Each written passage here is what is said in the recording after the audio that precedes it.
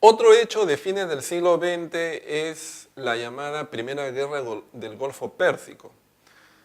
La Guerra del Golfo Pérsico se desarrolla entre 1990 y 1991 y es la guerra entre Irak y una coalición de naciones lideradas en este caso por los Estados Unidos y con el amparo legal de la Organización de las Naciones Unidas.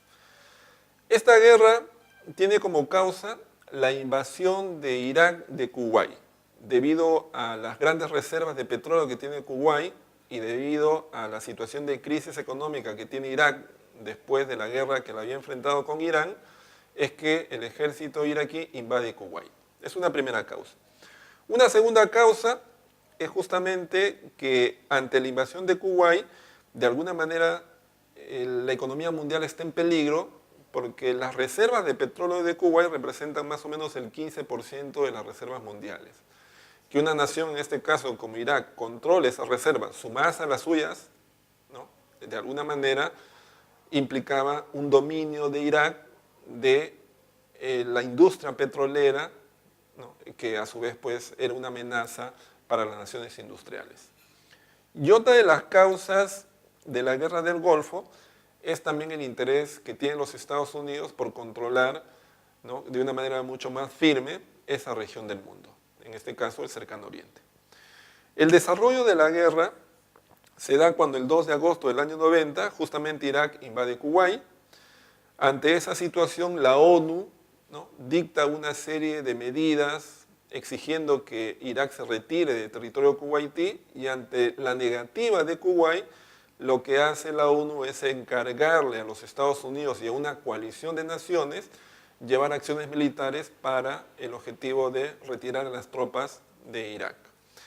Eso va a dar en este caso origen a una intervención militar fundamentalmente norteamericana, conocida pues como la Operación Tormenta del Desierto, dirigida por el general norteamericano Norman Schwarzkopf, que finalmente va a lograr la derrota del ejército iraquí y finalmente la expulsión de los iraquíes del territorio kuwaití, ¿no?, el 27 de febrero de 1991.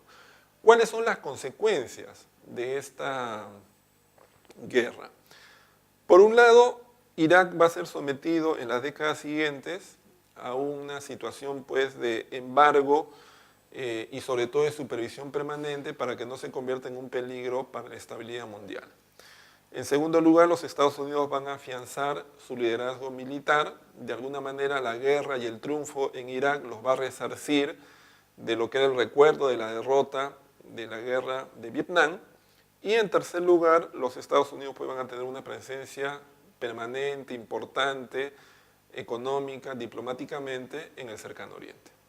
Bueno, para terminar esta semana de Historia Universal vamos a ver un poco ya lo que ocurre en las últimas décadas, lo que acá hemos titulado como el nuevo orden mundial. Cuando termina la Guerra Fría, lo que ocurre a nivel mundial es que hay algunas nuevas tendencias que comienzan a desarrollarse y algunas de ellas se van consolidando. Una primera cuestión que hay que tomar en cuenta para entender el nuevo orden que actualmente tenemos en el mundo es la consolidación en el plano económico de la economía neoliberal. Actualmente en el mundo, ¿no?, la mayoría de los países básicamente tienen economías de mercado, economías donde predominan, por ejemplo, las inversiones privadas, economías en las cuales el lucro, la ganancia, son los objetivos más importantes del proceso económico. Esto puede ser discutido desde un punto de vista económico, moral, social, ético, pero lo cierto es que hay una tendencia a que el liberalismo, ¿no?, tenga, digamos, una predominancia en las políticas económicas en el mundo. En el plano ideológico, una cosa muy interesante que ocurrió en los últimos años es que en general hay una mayor conciencia de la necesidad de proteger el medio ambiente. De que si bien a lo largo de la historia humana la sociedad ha destruido total o parcialmente los ecosistemas, esto no puede continuar.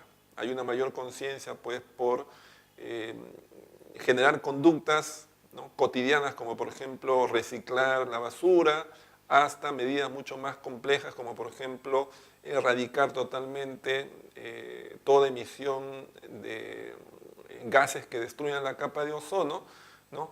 Que en el fondo, repito, son medidas que expresan la toma de conciencia por la protección del medio ambiente. Una tercera cuestión que ocurre en el plano más político-cultural es, por ejemplo, que el conocimiento hoy día pues, se ha democratizado de alguna manera. El uso de las nuevas tecnologías de información, como vienen a ser, por ejemplo, el Internet, el uso de los celulares, la forma como actualmente tiene, por ejemplo, la televisión, permiten que cualquier persona con recursos muy básicos pueda acceder pues, a una gran cantidad de información.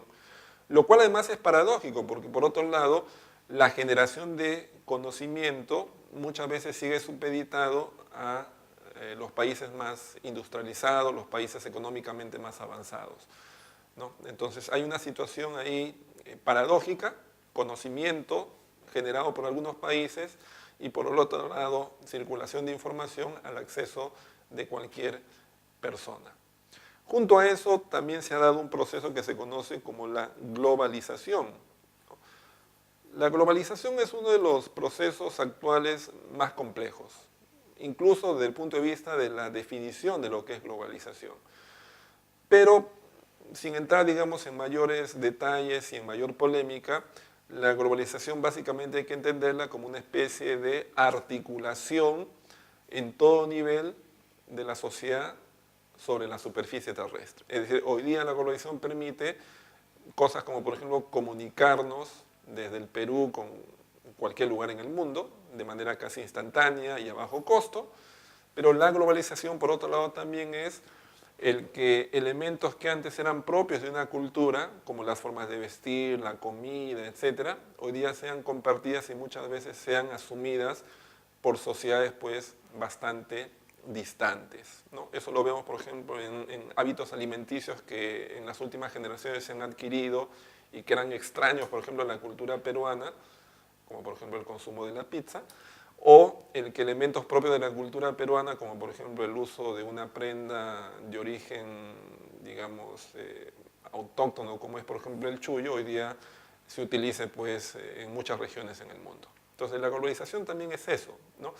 Tiene aspectos negativos, tiene aspectos positivos, uno puede estar a favor, uno puede estar en contra, pero lo cierto es que sucede y es algo que en realidad no se va a detener. Y un último elemento importante de lo que es el nuevo orden mundial es en este caso el avance económico, político y diplomático que tiene China en el escenario geopolítico mundial. China pues es una nación que hoy día, por el tamaño de su población, por las características de una economía en permanente crecimiento y por el poder militar que tiene, ¿no? De alguna manera se convierte en un actor importante en el escenario actual y futuro, ¿no? Si esto va a entrar en contradicción con, por ejemplo, los Estados Unidos o alguna otra potencia en el mundo actual, ese es un tema que seguramente en los años siguientes vamos a ver. Pero lo cierto es que China es una nación que tiene una proyección bastante importante en el escenario futuro del mundo.